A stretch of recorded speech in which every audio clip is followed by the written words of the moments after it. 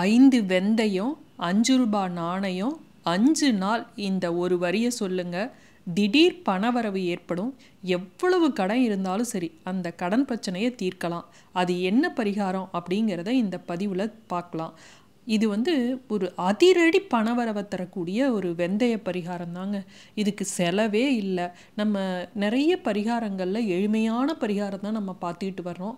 இந்த வெந்தயங்கிறது பார்த்திங்கனாலும் பண வரவை ஈர்க்கக்கூடிய ஒரு தாந்திரீக பொருள். அதை நீங்கள் நிறைய பரிகார இதில் பார்த்துருப்பீங்க. இப்போ அந்த வெந்தயத்தை வச்சு நம்ம கடன் பிரச்சனையை எப்படி தீர்க்கலாம் அப்படிங்கிறத பார்க்கலாம். நம்ம வாழ்க்கையில் எல்லாத்துக்குமே பணம் சம்மந்தப்பட்ட பிரச்சனைகள் இருந்துக்கிட்டு தான் இருக்குது.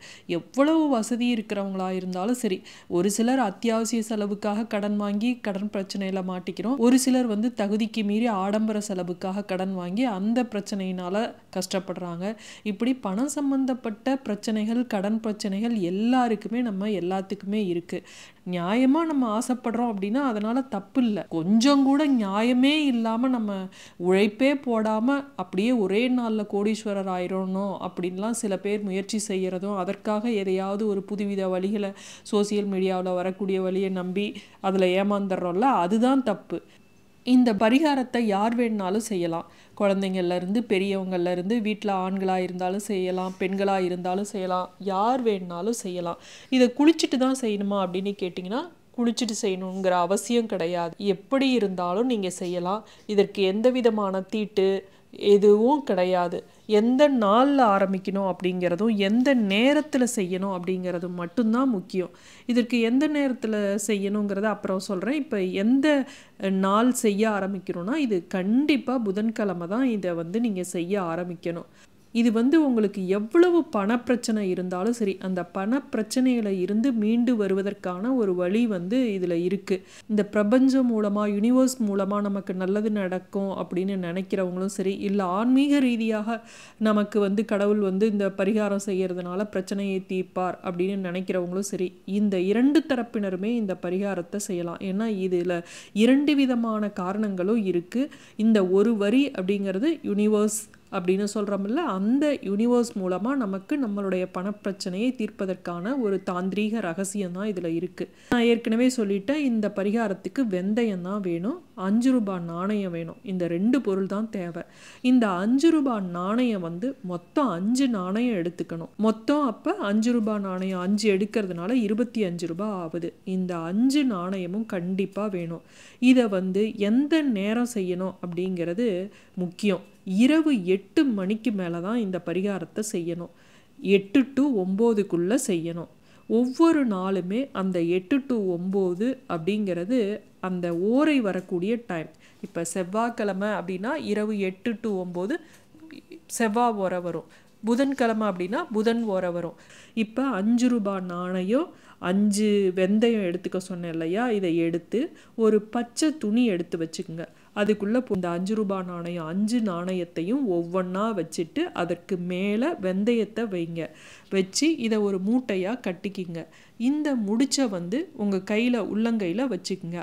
வச்சுக்கிட்டு ஐ ஆம் எ பவர்ஃபுல் மணி மேக்னட் அப்படிங்கிற வார்த்தையை சொல்லணும். ஐ ஆம் எ பவர்ஃபுல் மணி மேக்னட் அப்படிங்கிற வார்த்தையை நீங்கள் 5 முறை சொல்லணும்.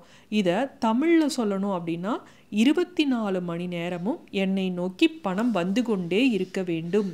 24 மணி நேரத்தில் எனக்கு பணம் வந்துவிட வேண்டும். 24 மணி நேரமும் இந்த பிரபஞ்சம் எனக்கு பணத்தை கொடுத்து கொண்டே இருக்கணும் அப்படிங்கிற வார்த்தைகளை, இது போன்ற வார்த்தைகளை, அதாவது ஒரு வேர்டு கூட நெகட்டிவ் வேர்டே வரக்கூடாது. இந்த வார்த்தைகளுக்கு கவுண்டிங் கிடையாது, எண்ணிக்கை கிடையாது.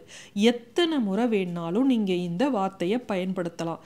எவ்வளவு நீங்கள் பயன்படுத்துகிறீங்களோ அவ்வளவு சீக்கிரம் உங்களை நோக்கி பணம் வர தொடங்கும். இப்படி சொல்லிட்டு இதை நீங்கள் என்ன பண்ணுறீங்க, இந்த முடிச்சை குலதெய்வத்தை வணங்கி கொண்டு நீங்கள் ஒரு டப்பாக்குள்ளே போடுங்க.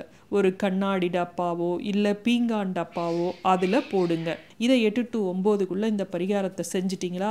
இதை எத்தனை நாள் செய்யணும் அப்படின்னு பார்த்தீங்கன்னா 5 நாட்கள் செய்யணும். அப்போ அந்த டப்பாக்குள்ளே எத்தனை முடிச்சு இருக்கும்? 5 முடிச்சு இருக்கும். அப்போ 6வது நாள் நீங்கள் என்ன பண்ணணும், திங்கக்கிழமை இந்த முடிச்செல்லாம் அவிழ்த்துட்டு அந்த வெந்தயத்தை செடி கொடி ஏதாவது இருக்குதுன்னா அதில் கால்படாத இடத்துல போட்டுருங்க.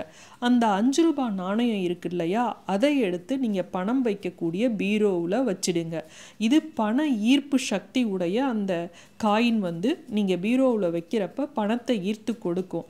நீங்கள் பண ஈர்ப்பு வார்த்தைகளை வந்து பயன்படுத்தியிருக்கீங்க, அந்த வார்த்தைகள் எல்லாம் அந்த நாணயத்தில் உருவேறி இருக்கும்.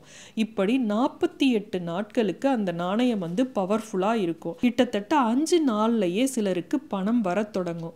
சிலருக்கு வந்து 48 நாட்கள் கழித்து அந்த பணம் வருவதற்கான வாய்ப்புகள் கிடைக்கும். 48 நாள் கழித்து இந்த நாணயங்களை வந்து சுப செலவுக்காக நம்ம பயன்படுத்திக்கலாம். அதாவது சாமிக்கு பூ வாங்கணும் அப்படின்னா அதுக்கு பயன்படுத்திக்கலாம். வீட்டுக்கு ஏதாவது கல்லுப்பு வாங்கணும், பச்சரிசி வாங்கணும் அப்படின்னா இந்த செலவுகளுக்கு மட்டும்தான் பயன்படுத்தணும். மற்றபடி நீங்கள் வந்து இதை பயன்படுத்தக்கூடாது.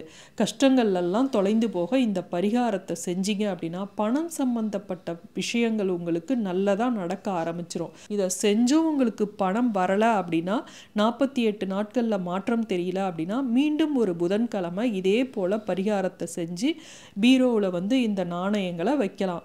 ஆன்மீகமும் பிரபஞ்சமும் இணைந்த ஒரு பரிகாரம்னு சொல்லலாம். இதை வந்து நிச்சயமாக உங்களுக்கு பலன் இருக்கும். இதை செஞ்சு பாருங்கள். மீண்டும் அடுத்த காணொளியில் சந்திக்கும் வரை நன்றி, வணக்கம்.